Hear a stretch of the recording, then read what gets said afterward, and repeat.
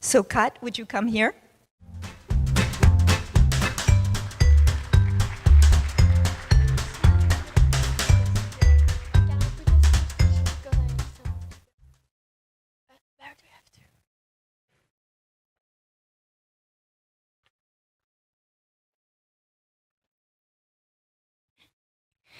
Dear audience, I'm Kat, I'm 17 years old, and my town is Tongeren in Belgium, and I live in the Flemish part of Belgium. I'm in my last year of high school, and I study human sciences. At a very young age, at the age of 13, I discovered my passion was sharing my love with children who are fighting cancer. This will be the second big event where I have the opportunity to present my work. In 2015, I won the second prize on the Lions International Youth Award in Germany. I'm super excited and grateful as well to be able to speak for such a large crowd. It's amazing to share my passion with so many, because that's exactly what I will be doing in the next 15 minutes. I feel honored to stand here in front of people eagerly waiting to hear about my mission. I will be clarifying that it's so much more than just a dream catcher. The hope, love, prayers and support I send with a dream catcher bring others to open their heart, let love flow in and beyond.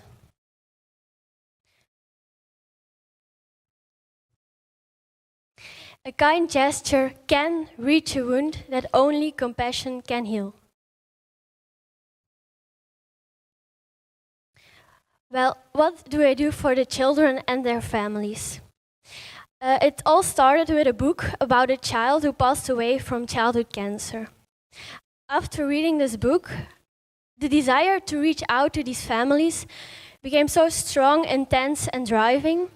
I prayed and prayed, and I asked God to show me the way I should go. 2 years had passed by, and I finally had found my purpose of living. My goal is to bring children with cancer hope, love, support and prayers by making them a dream catcher in their favorite colors for free. So these children and their families may know they have my support now and forever. Empowered by a quote stated by a parent, "You show us the disease in another form, that of a battle every day and even facing death, you are present at our side."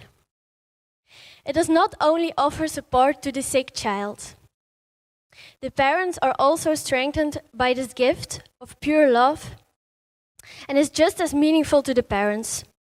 As in one case, for example, a mom who wrote me her baby Jordan was feeling really miserable, but she loved hanging his dream catcher beside his bed, as she felt it could bring comfort to a sick boy.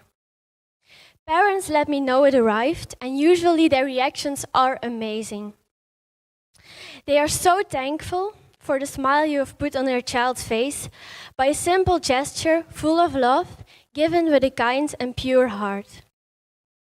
They feel the love and care it's made with, and usually their reactions are so sincere. I feel so humbled and blessed every time I receive such a heartwarming response. It definitely gives me the energy to keep going. I am blessed beyond words to work with these children. They are more than heroes to me. A dream catcher is like a perfect gift for a child battling cancer. These children have a lot to endure in their young lives. Traumatic events as receiving treatments, being isolated, being very sick, often result in nightmares, or hospital nightmares as they call it. Parents write me all of a sudden their child has better dreams and more peaceful nights. After receiving a dream catcher and explaining the beautiful legend behind the dream catcher, I will now explain a little bit about the legend. It started in the Ojibwe tribes with the Indians, and when a child was born, they put the dream catcher above the bed of the child, next to the window or above the bed. And the legend was that they were told that the good dreams were treasured in the center, and the bad dreams will melt away with the morning light, so only the good dreams are treasured. A child can easily get attached to such a meaningful present as a dream catcher. It's very humbling to see your creation having such a great impact on the lives of these families. The psychological effect on the healing process is greater than we could have ever imagined. I'm still overwhelmed that my simple, loving gesture can bring these kind of breathtaking results. I was about 12 years old when I created my Facebook account. Facebook has been very present, but especially valuable in the past 2 years. Before I started my project, I could have never imagined I would be so amazingly thankful for these communication tools. As my project goes international, people from around the globe get in touch with me through Facebook, Instagram, and my website.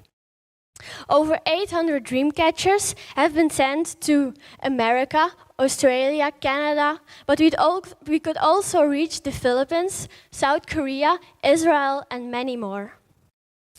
Once you discover the possibilities social media offers, you will soon find out the word boundary or limits are not usually used in this context.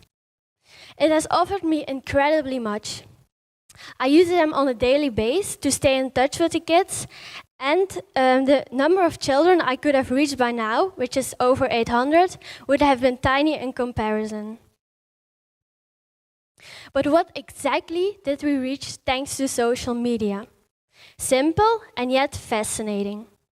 Over 800 children have now one of my handmade unique dream catchers hanging above their hospital bed. Over 800 families have received my ongoing support. Over 800 children have been strengthened in their battle against cancer. 800 smiles, warm responses, and grateful hearts. And countless people who got inspired. People I know of, but so many more whom I'm not even aware of, who have been touched by the sincere love behind my simple act of kindness. And that's a giant blessing, thanks to the existence of social media. Many of you will sit here wondering, why? Why at the age of 17 doing this? Caring and loving feels so natural to me. I do it with all my heart and love for the children. To glorify God and to spread a meaningful message in this often cruel world. Darkness cannot drive out darkness. Only light can do that. Hate cannot drive out hate. Only love can do that. That's exactly what makes my dream catcher so very special. Every single one is blessed. Each one on its own carries around blessings for a specific child fighting cancer. I work through God. The love I have to give is inexhaustible. I continuously get steered in the right direction. My own dream is to work with children in palliative care and to start a child hospice in Belgium. I'm very blessed and entirely grateful, 17-year-old girl, simply driven by God's mighty power to share love with those in need.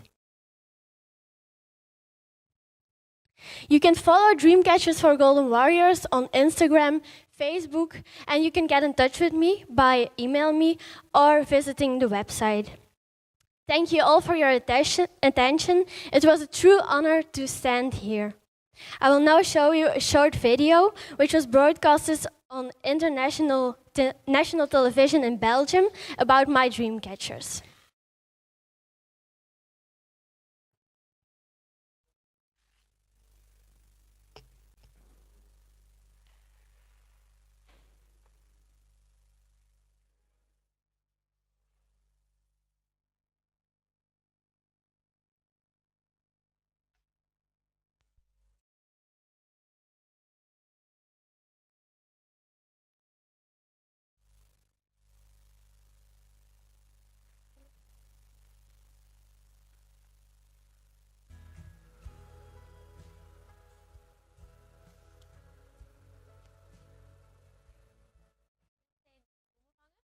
Dromenvanger is een oude Indiaanse legende.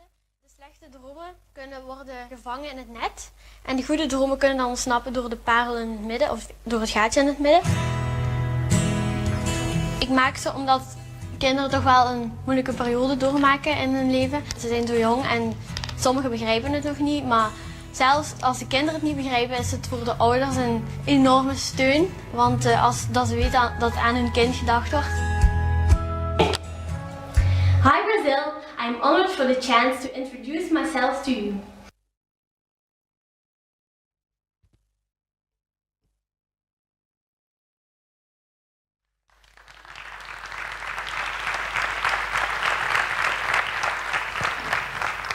Well, thank you very much, Kat. It was a real pleasure to have you. I would say that your message of hope to everyone around the world is very touching. Thank you.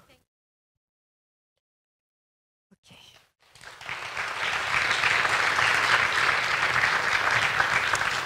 So now it's my turn to introduce myself.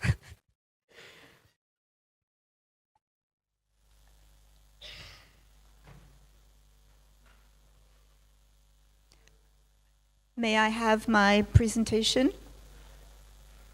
Here it is. Okay, great.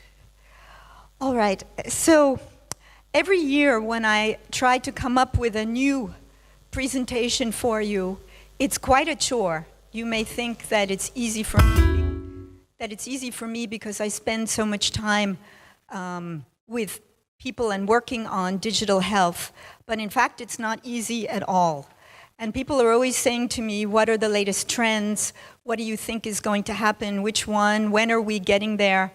And I have all the same questions as you. I don't really have any answers. And I decided not to call it an evaluation of trends, but that we are really on a journey. And I'd like to explain why. And to explain this journey, how many of you have read or heard of The Hitchhiker's Guide to the Galaxy? So quite a few of you. So this journey reminded me very much of the question that is being asked in The Hitchhiker's Guide, which is like, what is the answer to the universe? What is the answer to everything? And there's a computer which actually, Deep Thought, which gave the idea for the branding of IBM afterwards. And this computer says that at one point, I think you know the answer, that the answer is 42.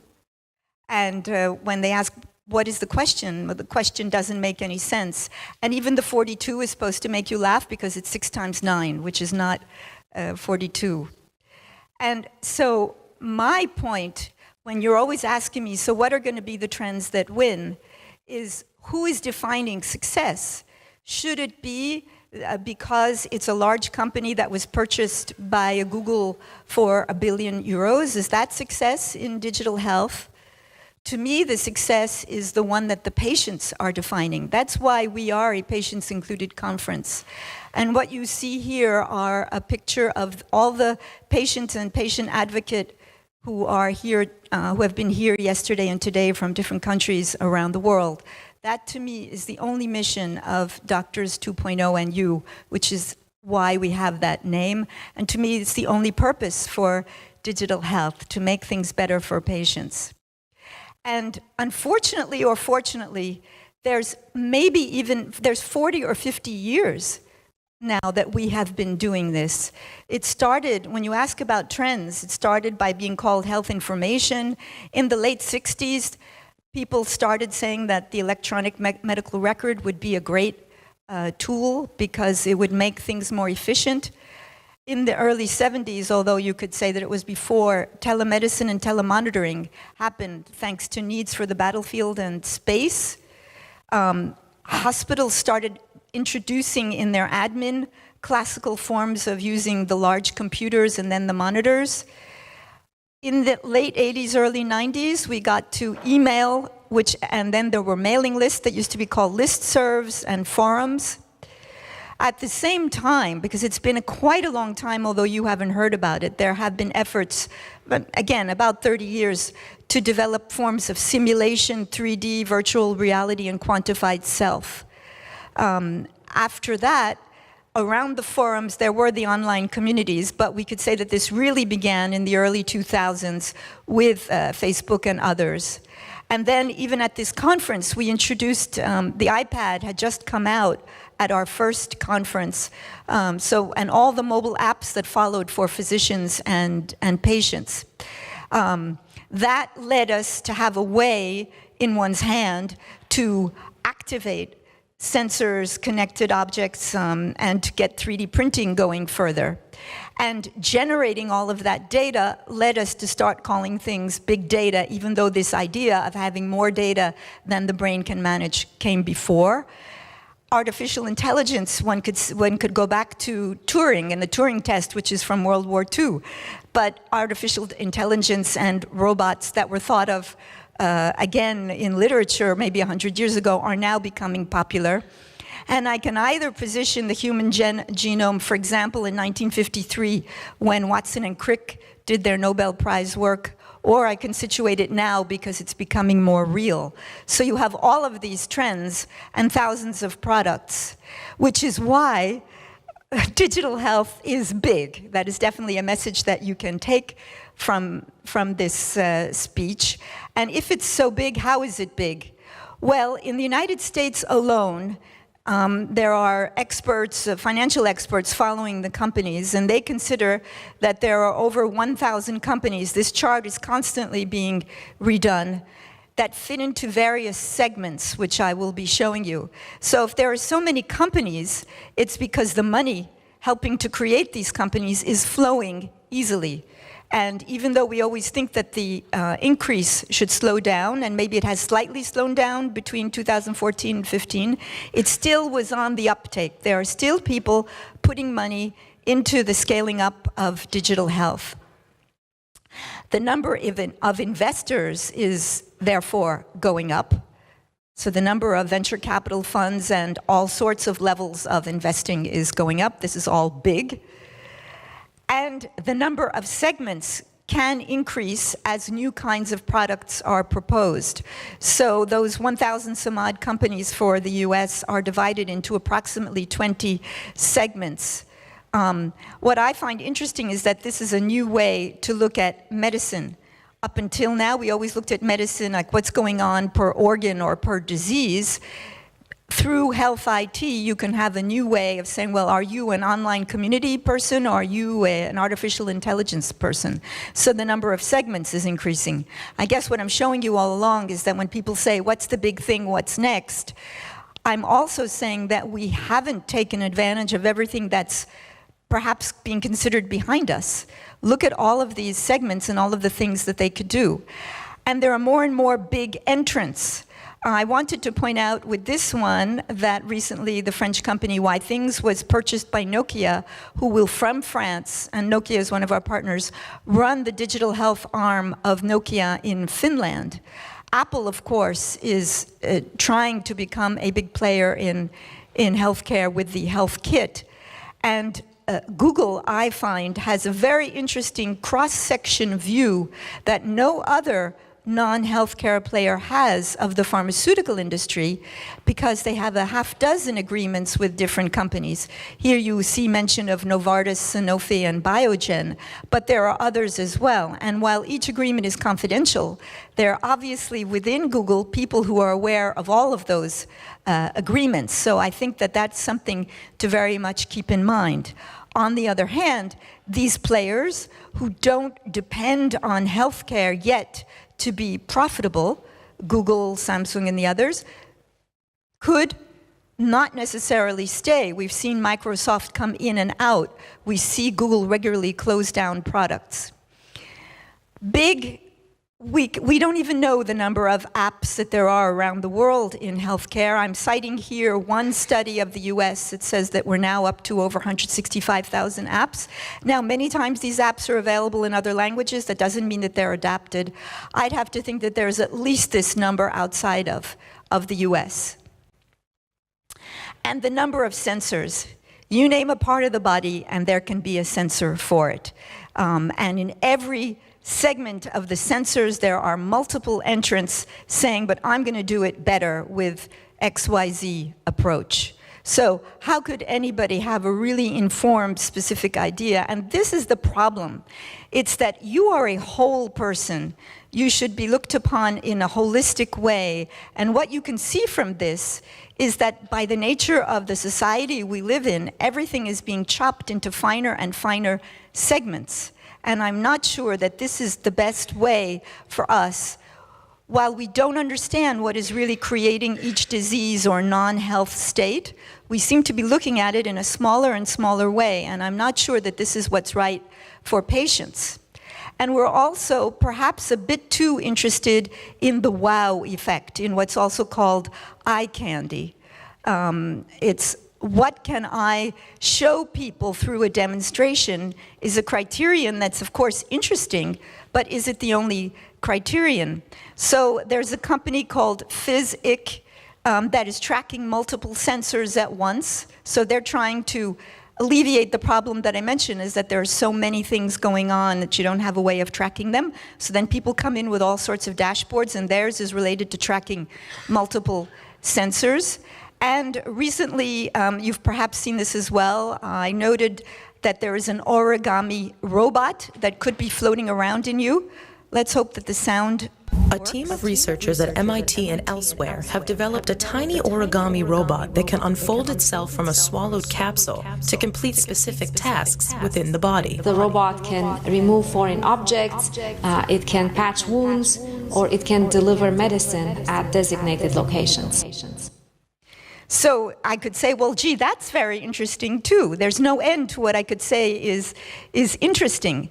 We're working more and more on 3D virtual realities so that physicians and surgeons who up until now have, when you speak with them in private, will tell you that they were guessing because the images that they were working with did not give them the depth to understand what they were really doing. We are now trying to resolve this problem with 3D virtual reality, whether it's for surgery or also can be used, of course, for simulation, so that we are not doing anything for the first time on the patient.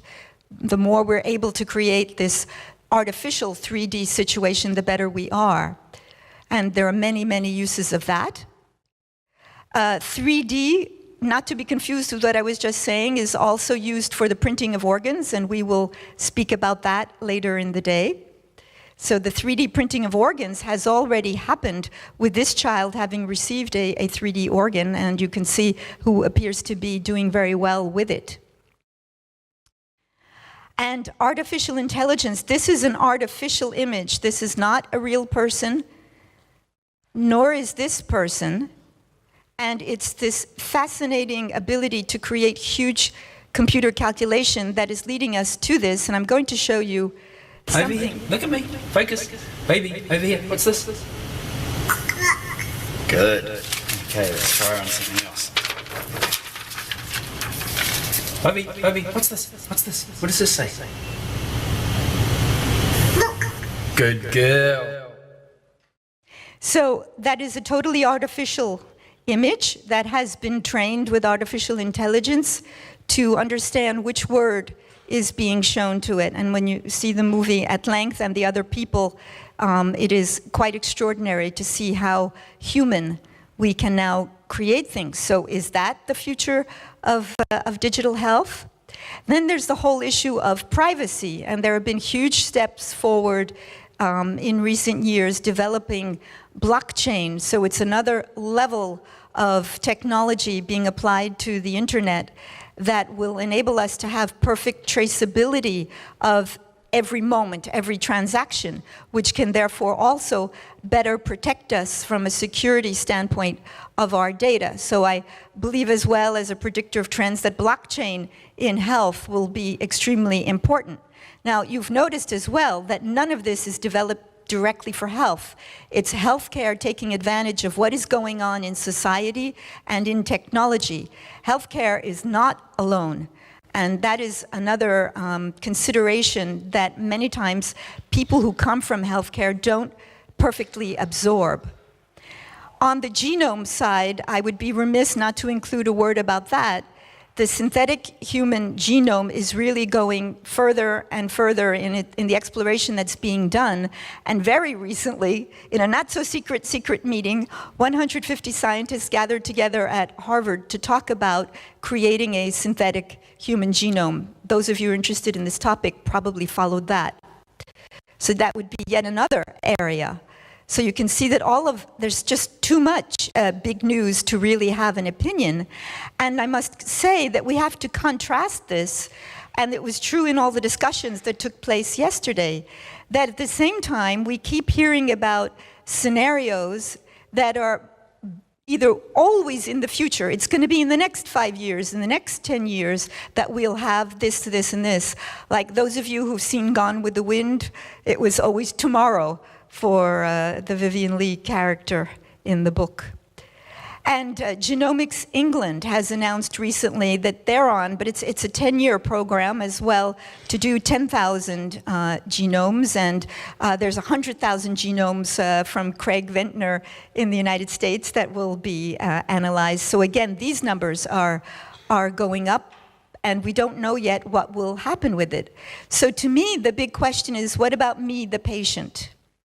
And what about me, the patient, is first that we need to have gatherings like this one, where the word patient and patients in the analytics, in the word bubble of what is said on Twitter, come out in the very center with the largest number of word frequency. This is our word bubble from the previous conference. On the hashtag, the word patient and patients were central to the discussion. And oddly enough, I know from Simpler, the company that does this, and we thank them for doing these charts, Simpler has told us that it's an exception that medical conferences do not have as the most used word, the word patient. So again, when you say to me, where is digital health going? I say, well, it must go toward the patient, but it isn't necessarily. So how do we get out of these tiny niche players into the large-scale game changers? Well, the large-scale game changers are those who are changing society. It is Google, Facebook, Skype, WhatsApp. That is where the biggest use in healthcare is happening. And we have the proof of that from this study that was done by University of Pennsylvania researchers saying the high number of people who were looking at hospital reviews thanks to Yelp. I know that in many countries people say, but we can't evaluate hospitals or doctors here, it just isn't done. Well, it is happening on these non-healthcare applications that are well done and that are attracting users. If we also look to large scale, Kaiser Permanente has announced that by 2 years from now, virtual visits through a Skype-like mechanism or email will be greater in number than the office visits. Patients have been asking for the option to have virtual visits for 20 years. Why is it only happening by them in 2018 in great numbers? In France, there have been telemedicine pilots for about 30 years. It is only now, I can say it the other way around, it's great. Now there is a reimbursement plan for visits, for virtual visits through telemedicine. This is news from the month of May. It says 2.5 million French people will be concerned. Well, it should be 40 million people if we really want to leave it to, let's say, the adult population. We've had here a speaker from China who has the largest portal for professionals. If we talk about large scale, China comes to mind. China is really desperate to get telemedicine going, to get rid of what's going on in the waiting rooms and even the violence that's happening in hospitals because people aren't getting enough care. And so there's a web portal there that is trying to help people find answers and physicians find answers through mobile apps. So they're very much into digital, but it isn't sufficiently happening. And why is that? It's because we're always up against the legacy systems. This is true everywhere where there is a health system. And it's only the countries that decide to start from scratch, like Estonia, for example, who can really work from zero, or perhaps a Nigeria that we'll be speaking with later today. Despite that, I wanted to give two examples of what we can do with respect to the legacy system. So the first one is in the area of ostomy devices. When you see this, you say, well, gee, that's probably a brilliant high-tech company that's based in some large building with many employees. This company now has employees. It's called 11 Health. It's an award-winning company, but it was started by one of our patient ambassadors, who is Michael Sears. And Michael is just an extraordinary patient. Many of you know him here, and I'm so happy to give him the opportunity to give you a personal message. And I asked him the question, how is it that you were able to sell in your devices that are connected objects to solve the problem that patients that wear these stomy would overflow, and there's no reason in today's world with the technology that is still the case. And thanks to Michael, patients are now being equipped in the US and the UK, and then it'll go elsewhere. So I asked Michael, how did you do it? Hi Denise, sorry I can't be with you in person. I'm in sunny California at the moment. Sorry I'm not with you in Paris. As you know, I developed the connected medical device company 11 Health. And what amazed me as I started to build the product was how the end user was never taken into account at the very beginning of the process. What I didn't really understand when you build technology or build any solution in healthcare, why you wouldn't start with the end user. So for me, it was vitally important that I, as one part of the end user, really built something that I was going to use and develop every day. The other component, of course, is the healthcare professional or the payer.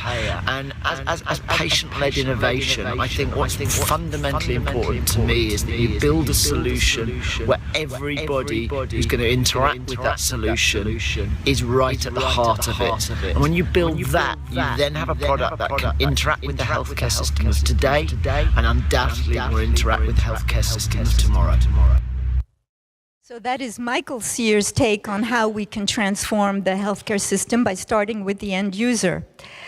I had the great fortune to visit a school just a couple of weeks ago that is not by accident called 42. I had spoken to you about the Hitchhiker's Guide to the Galaxy, developed by a Frenchman who was able to get funding from another Frenchman who's a multi-billionaire called Xavier Niel, and it's his name that's often told. This school has no teachers, and it is free. This school was developed to answer a problem, which is that there are not enough IT developers for all of the needs that you can imagine are coming with everything that I've shown you. This school was done in France. It's in Paris, in the 17th arrondissement. And I like to say that impossible is just something that you've never done yet, because they did the impossible. And I just came out of there, I was so enthralled. And you read recently that Xavier Niel is now going to fund such a school for 10,000. They have 1,000 students at this school. There are 900 computers from Apple. They're on 3 different levels. The student can sit anywhere. They work in groups. They put their password in, and they've got everything there. And they work from challenges that are given to them with no teachers. They're just a pedagogic mentoring team that they can call upon. The students love this. They cannot get enough of it. They come in the night. They come in on the weekend. They enter with no diploma based on cognitive exercises and a sort of a boot camp to see how they work with others. They teach one another. It's purely collaborative and using the web. And the purpose is to be able to evolve. They even give them shake-ups, like they come in one morning and everything is gone and they have to start again, or they have to deal with a virus. One of the students, very kindly, because he knew that I would be here, has a message for you with subtitles.